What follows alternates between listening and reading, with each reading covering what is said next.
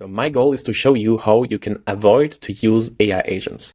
I was also super excited when AI agents were made available, for example, in NA10, and playing with those and adding some tools to the agents so the agent could figure out which tools to be using. It's amazing, and honestly, there are many great use cases. But over the last few months, I have actually probably divided by 5 the amount of AI agents that I was using in my workflows that needed to scale and that went into production.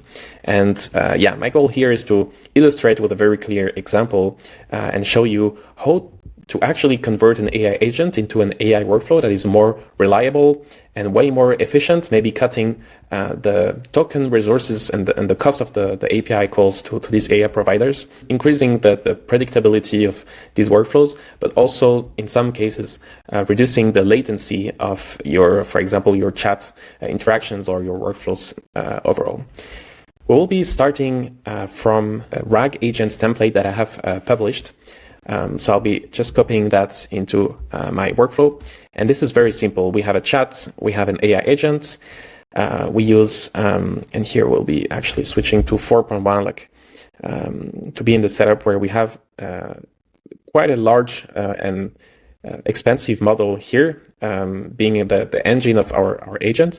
And here as a tool, we have Lucio, so it's a RAG knowledge retrieval platform that I've developed that basically allows you to send natural language queries to assistants that you have configured in the Lucio platform to be answering based on your documents. So in the case of this template, you have an AI agent that will call the Lucio tool whenever it detects that there is a knowledge retrieval needed. So if you make it a customer support agent, whenever someone asks about your product documentation, etc., and you have configured a Lucio assistant that knows it because you have imported documents related to that, it will be calling this tool, and then with the response, it will formulate the final answer to the user.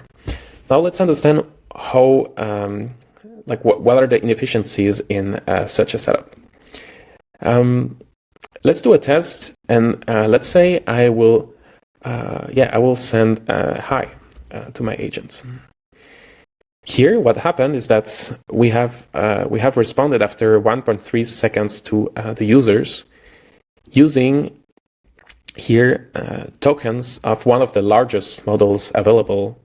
It would be even worse if it was an Anthropic model, Sonnet 4.5.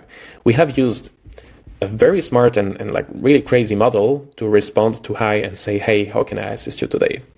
And that's where we start to see the first inefficiency. There are messages that actually here we didn't call any tool. So why did we use an agent that costs a lot to maintain and to run, that is equipped with actually all the tokens here, and here it's a pretty light prompt. But let's say we had a very, very detailed prompt because we had actually 5 tools attached. So we had in the prompt to describe the process, which tools to call when, in what order, etc. We would be passing all these prompt, all these system message tokens into the prompt token, which will again be costing a lot because it's related to a very big model, even though we are answering the query hi. The way to respond to this first, and I'll just be cleaning that up.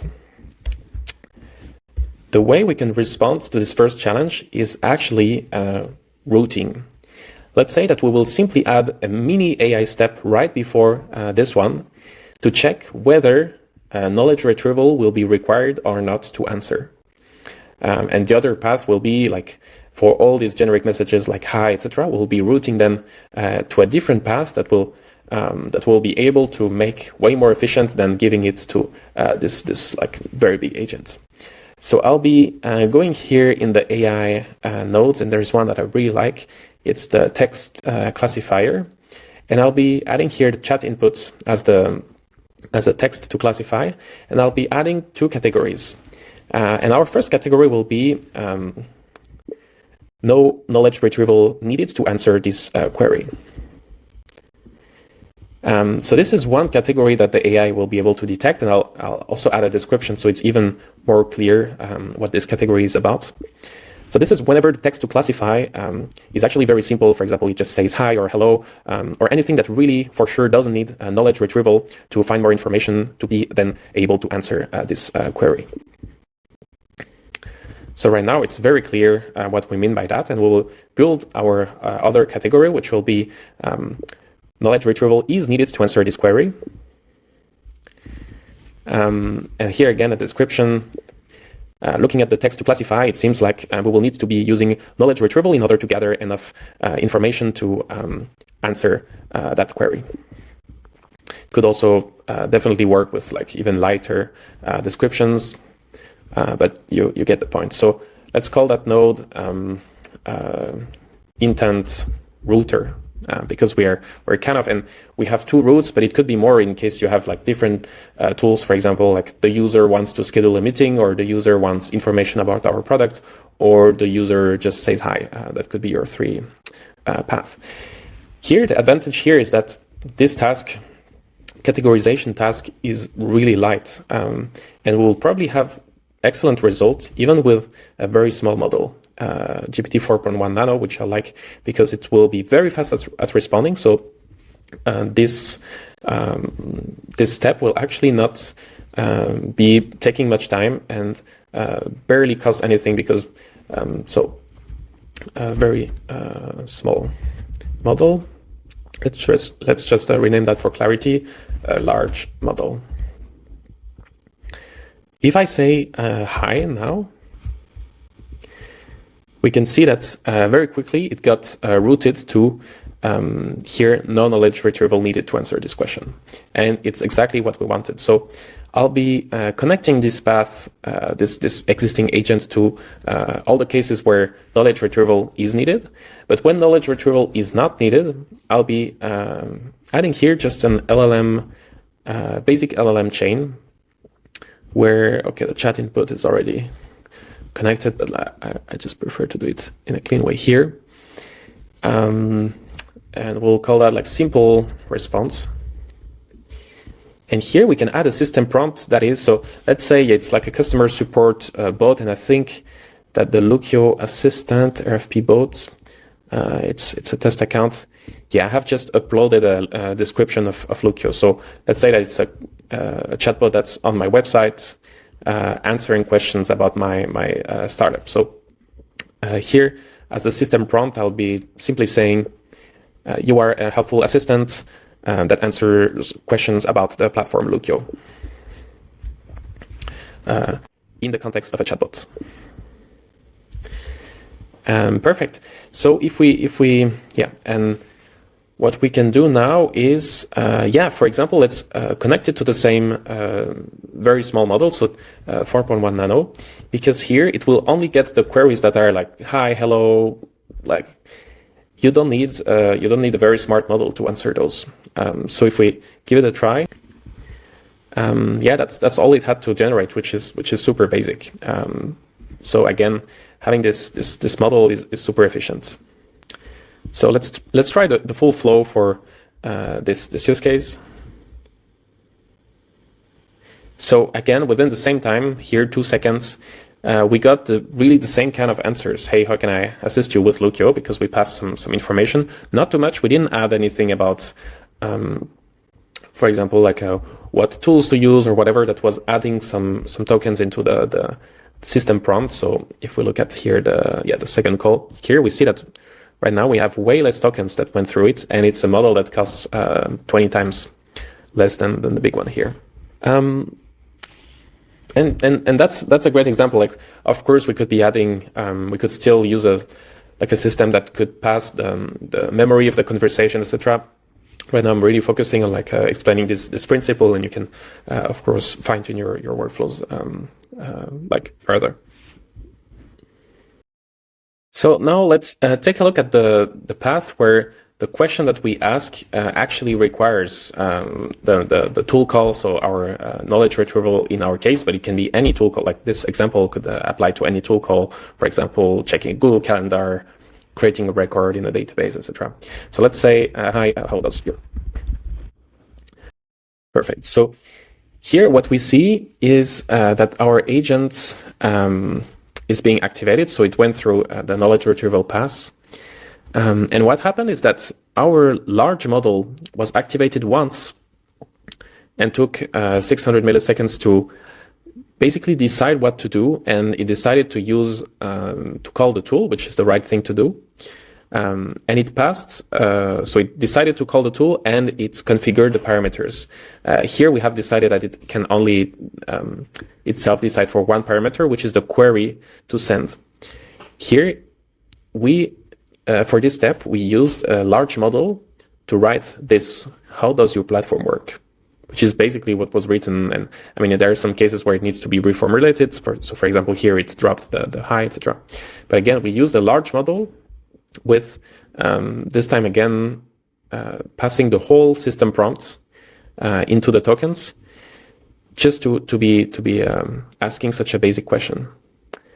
And that's the second big inefficiency that we can resolve by actually converting this agent into something more efficient. So we'll need to break what happened here. We will break it down if we look at the logs. We need an AI that writes a query, very simple query. So maybe we can have a lighter model. And then an AI will look at the full answer plus the initial question to write the final answer. So what we can do here is to again be using a basic LLM chain. We'll just reconnect it that way. So we'll pass the initial message as the user message. And as a system prompt, the goal will be based on the user message, you will formulate the short and concise query to send through an AI knowledge retrieval tool that will enable to retrieve all the information we need to actually answer that user message. So here the goal is to simply have this, so we'll call it prepare retrieval query. If I run that, all right, we need to connect a model, and this time we don't need a large model to prepare and to clean up and prepare a query.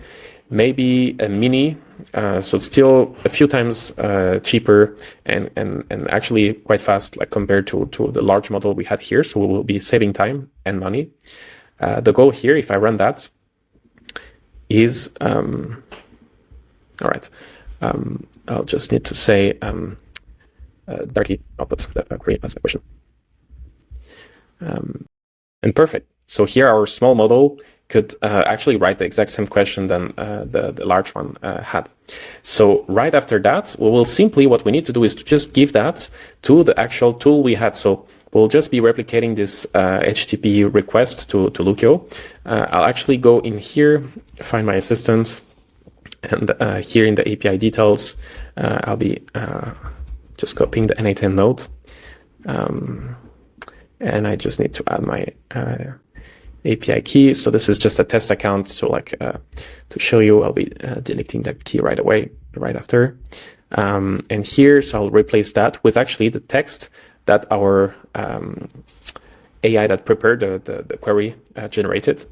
And we'll be passing that. So I'll just delete that. If I run that, now it will we went through an agent that has to determine if it has or how to call the tool to a more logical flow where all the steps are planned. So here our Lukio step actually generated the output, which will give again, and I'll just copy that. And now we just need to give it again to an AI step that will write the final response. So here we need to just prepare a bit all the context. So will be initial query, and maybe put it like this, and knowledge outputs. And here we'll map our outputs. So we're passing the very initial query of the user plus what we got from the knowledge retrieval. And here the system prompt will be the user message contains a query and insights from knowledge retrieval step to prepare you to actually write the final answer to that user. So something like that. So here, yeah, we forgot to say mini model. And so here, either we reuse that same mini model, or maybe at this stage, we really want a smart model that will maybe understand better the specifics of your topic, etc. Here it's fine. But if we summarize, we'll be anyway saving some. So here it's a large model. So now it's only for one of the 2/3 operations that we're using a large model. So it's anyway better. And we will not be adding all the tokens of the system prompt that are explaining how to use the tools. They disappeared, so it's anyway more efficient. So again, we are missing here the memory management because it's a chatbot, but it's again simply an example. So if I ask now, hi, it will go through that route. And within 2 seconds and very short, very small token budget, or we'll have our answer, which is perfect. And then if we say, in Lukio, what's the way to actually query an assistant? Like, are there different modes to query it? So here, this is obviously something that we need, like knowledge retriever for. So our router here sent it through the right route. And we had this AI step prepare the query. We ran the query through our tool. So basically, we called our tool. It can be Lukio or any other tool. And we have this time our large model preparing the final answer that will look then very good because we're using a great model.